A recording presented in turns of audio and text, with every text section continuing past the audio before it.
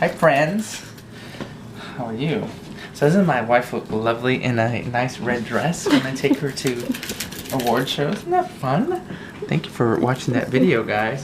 But I did promise you that we would be answering some of these financial questions. Well, we're gonna do it while we're cooking some dinner. Off the cuff, Money Mondays, not really on a Monday. Filming on a Monday though. Oh, look, I just saw a picture of Clayton when he's so little. Look at that. Oh my goodness, he's so sweet. Okay, how do you do a budget when your income changes each month? Ooh, yes, that is a great question. Basically, you want to make sure that you take care of your essentials first, okay? That's your food, transportation, clothing. You want to keep the lights on, your utilities, things like that. Budget. Use that as your base. And then what I would do is say, okay, well, it can't get any worse than this month, okay? I mean, really. It's true. No, really. That's a good way to start it. Yeah. And then from there, you take care of the four walls, you know, your food, your transportation, your utilities, and your housing. And then on top of that, you prioritize. Everything above that, if you get any more than the lowest amount that you've averaged for the previous year, then that goes to, and you start writing down what's the next most important thing, you know. Is it taxes or is it, you know, whatever, go down the line. So that's a very, very quick way to hopefully help anybody who lives on an irregular budget, because we've lived it before.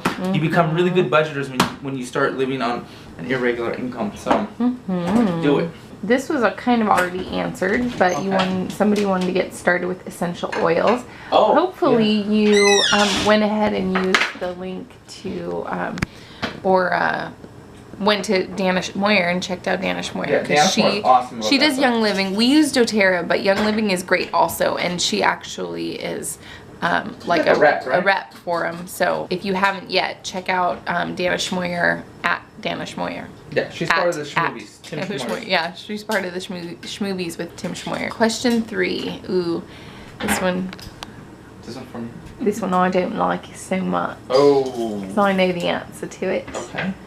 Have you become gazelle intense to reach your baby step 3 goals? Guys, let's get real.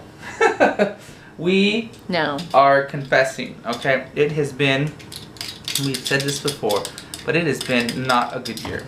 We started It's been a great year. It's been a great year. It's been a great year. Financially, right? We have not been as gazelle intense. And here's a few things. This channel exists, right?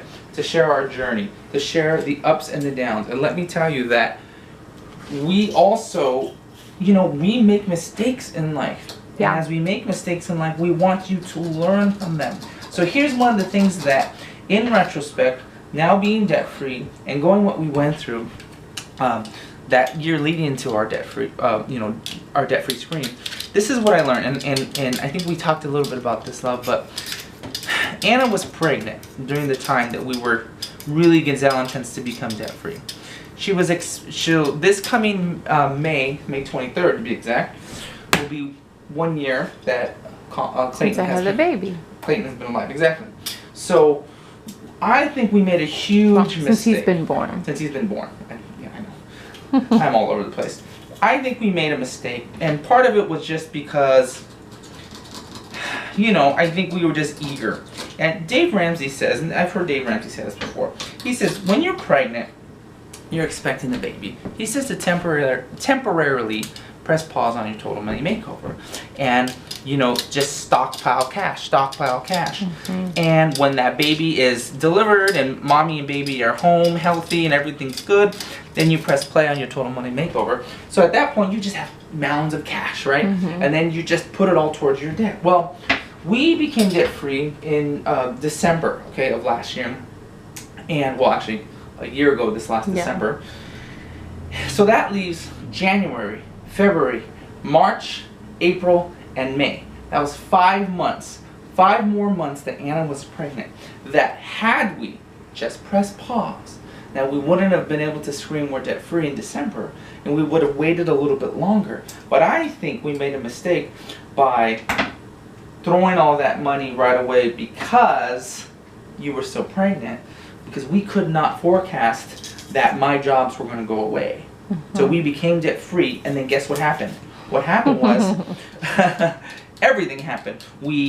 I lost the two shows. They pushed. So that means money went away for about 3 months. So that meant we're no longer saving money for baby step 3, which was going to happen really fast. We're now living on that savings. So we ended up, in retrospect, probably should have just held another 5 months on saving cash, because then we would have gone through everything instead of going right away and being like, we're debt free, and then having really nothing to show for a while. It took like 6 months to get back on our feet. So it's been kind of a journey. So this is a long answer to this question. We are finally now back on becoming gazelle intense about really now, because we have consistent work, we can get ahead of things. So it was a rough start to being debt free. Yeah, it was. And I think there was a little bit of embarrassment maybe about sharing that with you guys,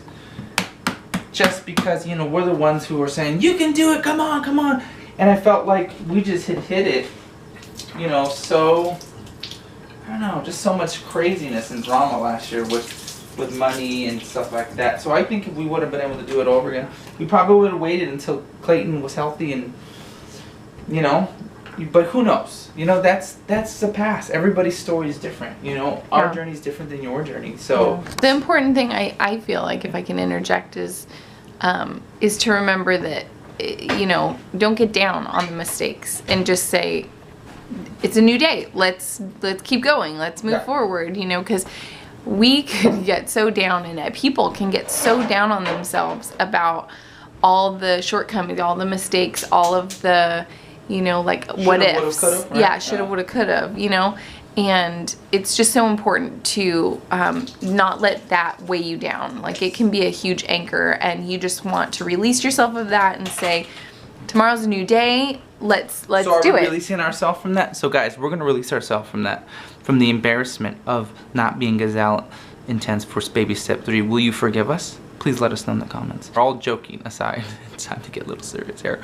Yeah, we're ready for it. And I think we've sat down and done some numbers, and we can get there pretty quickly given that the work stays the way it is. So don't make the mistake we did, okay guys? When you become debt free, like there was a major letdown for us too, emotionally, and then all the stuff happened, and then you're like, oh my gosh, so don't make the mistake, but also know that life happens. It happens. Yeah. It's just because then you have to play catch up, and exactly. It's like all these different things. So yeah, so there it is, guys. There it is. That is the update for baby step 3, and we will keep you posted as far as when that happens, but that should happen not too far from here. So we're gonna get crazy about it. So it's gonna be good. An updated budget video would be good. You have a request? You are right. Updated budget video. Noted. Okay, this one says, my family and I are currently going through baby step number 2, and so my question to you is, how did you guys stay intense to get out of debt? What did your budget look like? Any tips on budgets or ideas to where to cut more is always help. Enjoy your channel so much. That's those are a lot of really awesome questions. Let me see if I can quickly kind of like sum up what some of them are. So first one is, how did you guys stay intense to get out of debt? Well, I think we were cheerleaders for each other and cheerleaders for our family.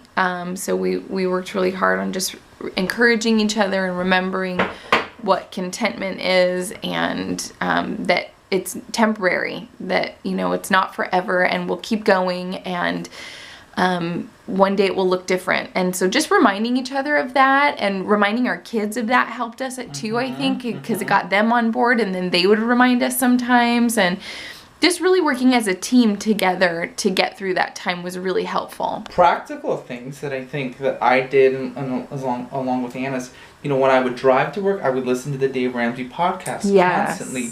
At one point, I think we had, I had put on the refrigerator, like money, or I wrote down like what we owe left on this loan, this loan. So that's another great thing.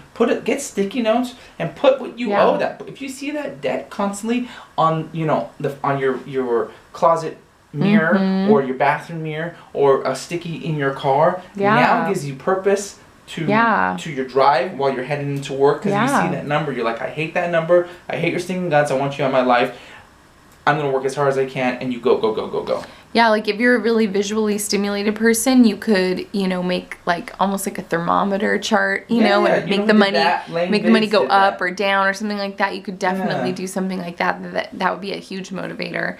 And you know, his Dave Ramsey shows, I loved listening to those, and those were huge for me, but I couldn't. So when he would come home and tell me about them, I would love that, you know, like that would really help me and keep me on point. The next part of your question was, what did your budget look like? Well, it looked really small and really like a lot of necessities. Not a lot of extras. Yeah, not a lot of extras at all. And I think one of the biggest extras we had was, I think, like $10 a week for each of us. Not even all the time, only when we could, so that, you know, we could get a coffee when we wanted to without feeling guilty, or we could get... Or I used to save it up. Loud. Sorry, guys. Okay. You used to say what?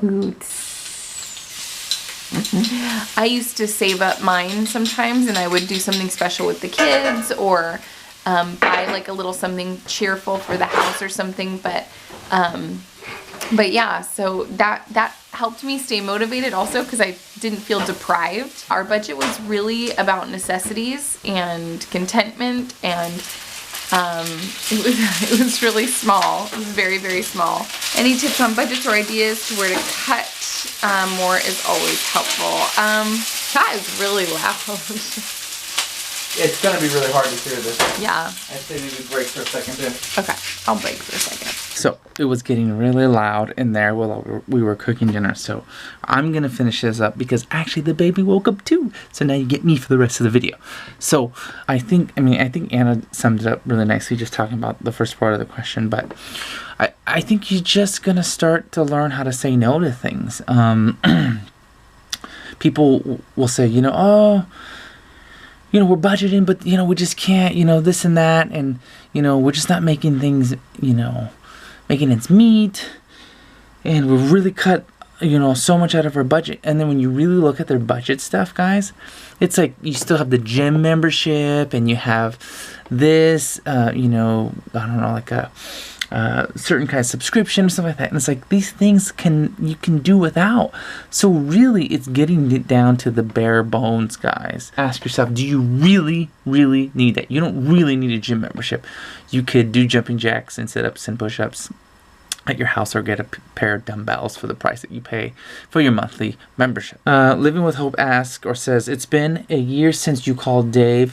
What has the past year looked like for y'all?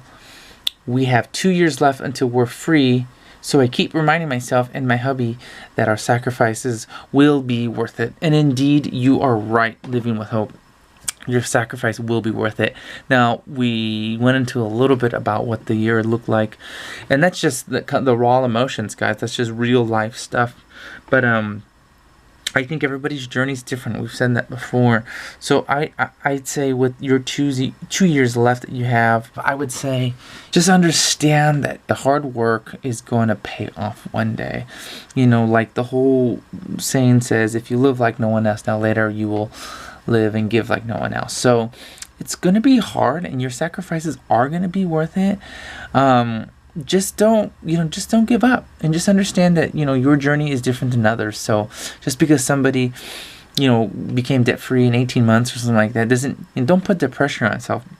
Of course, obviously do, you know, be the gazelle intense that you want to be and that Dave talks about.